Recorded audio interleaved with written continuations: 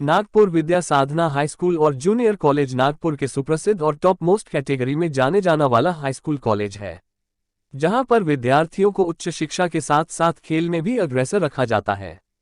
हाल ही में विद्या साधना स्कूल और कॉलेज को केंद्रीय मंत्री नितिन गडकरी के हाथों उच्च स्कूल का खिताब होने का पुरस्कार मिला है। हर वर्ष विद्यार्थियों के लिए वार्षिक सम्मेलन का आयोजन किया जाता है, जिससे विद्यार्थी बढ़ चढ़कर हिस्सा लेते हैं। हर वर्ष विद्यार्थियों की संख्या बढ़ी है और स्कूल के साथ साथ विद्यार्थियों का भी नाम रोशन हो रहा है। हर वर्ष करीब 10 से ज्यादा विद्यार्थी मेरिट आ रहे हैं। विद्यार्थियों को लगन से पढ़ाना शाला के शिक्षक शिक्षिकाओं की जिम्मेदारी है और वो अपने इस जिम्मेदारी को निभाते हैं।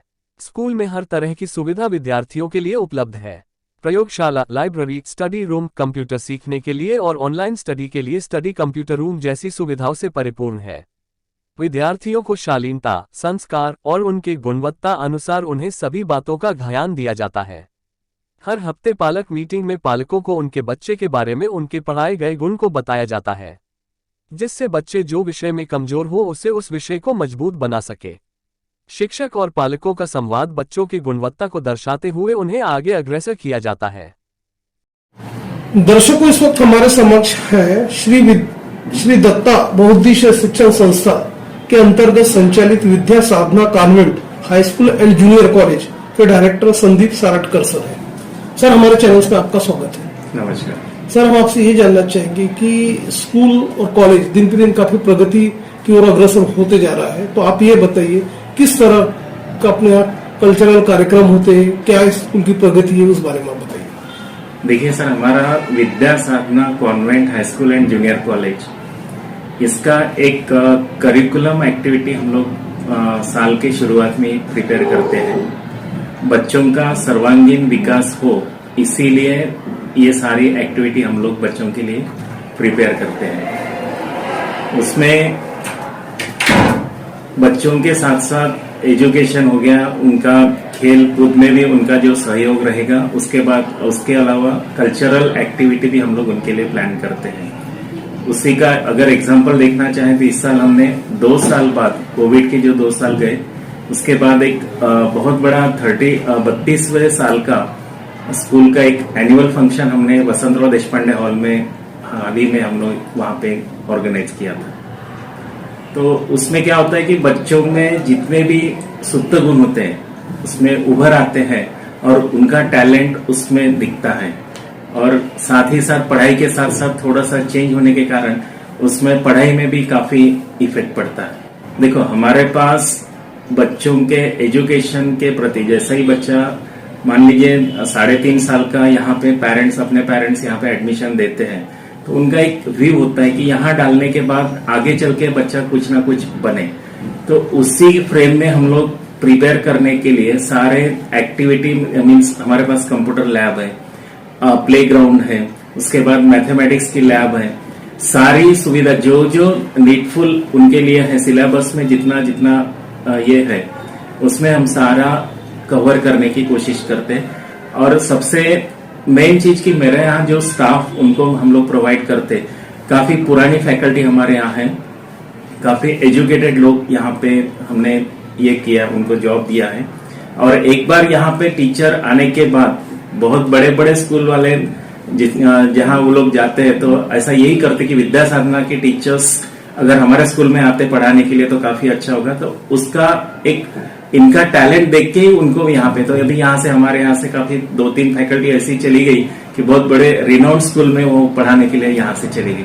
तो हम लोग वही सोचते हैं कि सबसे पहले तो पहले 5 साल में बच्चे के अंदर क्या टैलेंट है, क्या नहीं है, वो किस चीज में करियर करना चाहेगा, वो सब हम लोग उसका एक रिव्यू निकालते हैं और जैसा उसका ये रहेगा उसी के अनुसार उसको वहां डालने की कोशिश करते हैं। देखो, कुछ बच्चे हमारे यहाँ जैसा कुछ बच्चे स्टेट बैंक में है, कुछ बच्चे हमारे महिंद्रा एंड महिंद्रा में है।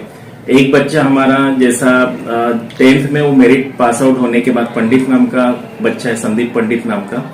तो आपने वो जो मूवी अभी आई थी हालांकि बिहार में जो कोचिंग चलता है सुपर 25 नाम की जो मूवी आई थी, तो वो कोचिंग में भी उसने ये किया था, यहाँ से मेरिटोरियस रहने के बाद वहां पे उसको एडमिशन मिला था। उसके बाद में अभी फिलहाल एक बच्चा 11th स्टैंडर्ड का है, डिस्ट्रिक्ट लेवल पे उसको स्विमिंग में प्राइज मिला है। उसके अलावा इस साल के एक्टिविटी में हमको एक ऑनरेबल मिनिस्टर गडकरी साहब के हाथों एक कैश प्राइज भी हमारे ग्रुप को मिला था। और पढ़ाई के बारे में देखोगे तो हमारा जो रिजल्ट लगता है 100% रिजल्ट की परंपरा हम लोग कायम रखते हैं, वो 10th स्टैंडर्ड और 12th स्टैंडर्ड दोनों के लिए। साथ ही में 10th स्टैंडर्ड में मान लीजिए हमारे पास 2 सेक्शंस है, तो 2 सेक्शंस में करीब करीब 150 बच्चे, यानी 150 बच्चे होते हैं। 150 बच्चों में से 30% बच्चे हमारे मेरिट आते हैं। 80% स्टूडेंट ऑल सब्जेक्ट्स में हम लोग उसको डिस्टिंक्शन दिलाते हैं। उसके अलावा एक अभी लास्ट ईयर कोविड के पहले की जो बैच हुई थी उसमें एक बच्चा का मैथमेटिक्स में उसको 100 आउट ऑफ 100 मार्क्स उसने किए थे। संस्कृत सब्जेक्ट हमारे पास है, संस्कृत में भी आउट ऑफ मार्क्स लेने वालों की मतलब बच्चों की संख्या ज्यादा है। उसके अलावा हिस्ट्री, ज्योग्राफी है, मैथमेटिक्स है, साइंस है, इवन इंग्लिश है। ऑलमोस्ट बच्चे यानी पेरेंट्स को सरप्राइज देके जाते हैं कि पेरेंट्स को पता भी नहीं चलता कि मेरा बच्चा ये लेवल का था। एक मेश्राम नाम का लड़के का मैं एग्जांपल आपसे शेयर करना चाहूंगा। हम लोग ऐसे 10th स्टैंडर्ड के प्रीवियस एग्जाम के पहले उनका एक होम विजिट का ये करते हैं। होम विजिट में हम उसके घर में गए तो उसकी मम्मी थी, पापा मतलब पुलिस में थे तो वो तो ड्यूटी थे। तो मम्मी का स्टेटमेंट ये था कि सर बोले ये बच्चा पास हो जाएगा तो अच्छा होगा, फर्स्ट इसमें अटेम्प्ट में निकलेगा तो अच्छा होगा। लेकिन उनके घर में उसके टैलेंट की कदर नहीं थी, लेकिन हमारे टीचर्स ने उसको परखा था और वो बच्चा 94% लेके पास हुआ था। ऐसा एक मतलब मिडिल क्लास से भी आते हुए या अच्छे घर का भी बच्चा आते हुए यहाँ इतना बच्चे प्रोग्रेस करके जाते हैं। अभी दिन ब दिन कैसा है कि पेरेंट्स की मेंटेलिटी यह है कि बच्चा सीबीएसई स्कूल में जाए, क्योंकि जैसा अभी देखो मराठी मीडियम से लोअर इंग्लिश तक अपन लेवल क्रॉस करके दिया। लोअर इंग्लिश के बाद सेमी इंग्लिश के बाद पेरेंट्स का ये था कि बच्चा हायर इंग्लिश में पढ़े। लेकिन आने वाली जनरेशन में पेरेंट्स का ये रहेगा कि बच्चा सीबीएसई, आईसीएसई ऐसे जितने भी बड़े बड़े बोर्ड है उसमें पढ़े, ऐसी पेरेंट्स की मानसिकता रहेगी। उसी के अनुसार हम लोग भी अपग्रेड होने का कोशिश करेंगे। हमारा फ्यूचर विजन यही है कि हम लोग भी हमारा एक सीबीएसई स्कूल ओपन करेंगे। देखिए सर कैसा है, सबसे पहले देखा जाता, मेरे पेरेंट्स से भी एक रिक्वेस्ट है कि आजकल ट्रेंड कैसा हुआ कि बहुत ह्यूज ऐसा बिल्डिंग देखेगा, यहाँ कुछ ऐसा वहां पे ब्रेकफास्ट भी मिल रहा है, लंच भी मिल रहा है, बच्चा दिन भर 12 घंटा स्कूल में रह रहा है। पेरेंट्स ये सोचता है कि मैंने स्कूल में डाल दिया तो मेरा ये हो गया। लेकिन देखो किसी चीज का जब तक पूरा बच्चा जब तक 10th पास आउट नहीं होता, अभी तो ये स्टार्टिंग है। आप जैसे बोल रहे कि कारपोरेट के स्कूल आएंगे नो डाउट, लेकिन उनको पढ़ाने के लिए सारा ये जैसा वो स्कूल का फीस स्ट्रक्चर अगर आप देखोगे तो आज नर्सरी का भी बच्चा रहेगा तो उसको 60-70,000 पर ईयर उसका खर्चा है।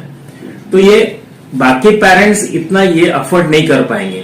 और सबसे पहले देखा जाए तो बच्चे का आईक्यू क्या है, जैसा भी नर्सरी क्लास का एजुकेशन है हम लोग भी जो देंगे वही उतना, क्योंकि एबीसीडी उनको भी पढ़ाना है, स्टैंडिंग लाइन, स्लैंटिंग लाइन उनको भी पढ़ाना है, पोएम्स उनको भी पढ़ाना है।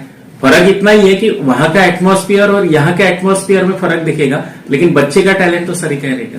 देखो साथ साथ हमारा जो स्कूल हमने स्टार्ट किया था नर्सरी टू 10th स्टैंडर्ड तक हम लोग पहुंच गए थे। उसके बाद मेरे सामने एक सवाल था कि पेरेंट्स बोल रहे थे कि 10वीं तक यहाँ हुआ तो बच्चा 11-12 भी यहाँ क्यों नहीं है।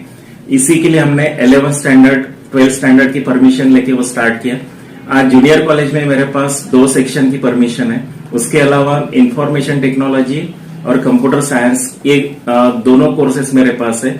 उसके अलावा जो बच्चे जैसा आर्ट करना चाहते हैं या कॉमर्स करना चाहते हैं तो उनके लिए एक सब्स्टिट्यूट करके मेरे पास एक डीएमएलटी कॉलेज है, जो डिप्लोमा 2 साल का गवर्नमेंट का डिप्लोमा है वो यदि करते हैं तो बच्चा उसके बाद में भी कॉमर्स आर्ट करके पढ़ सकता है और अर्न एंड लर्न पॉलिसी में वो पढ़ सकता है।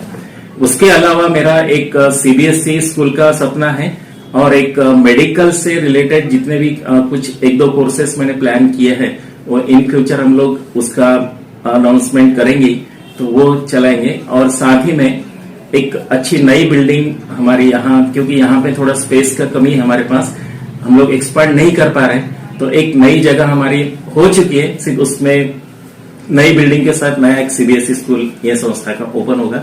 इतना ही मैं आज के दिन कहना चाहता हूँ। पेरेंट्स के लिए मेरा एक ही मैसेज है कि हम लोग तो पढ़ाते हैं, लेकिन अभी देखो कि स्कूल के तरफ से मैं इतना ही मैसेज देना चाहूंगा पेरेंट्स के लिए कि अभी कोविड के जमाने में मोबाइल का यूज था, मानता हूं, लेकिन आज जो बच्चा पढ़ाई कम और मोबाइल में ज्यादा व्यस्त है, ताकि उनके मम्मी डैडी भी उसी में व्यस्त है, तो 10वीं या 12वीं जब तक वो हायर एजुकेशन में एंट्री ना मारे तब तक उन बच्चों को ये स्मार्टफोन से दूर रखिए, ताकि उनके परसेंटेज बढ़े और खुद कुछ ना कुछ उनका बच्चा एक गोल साध्य करे। यही मेरा मैसेज है।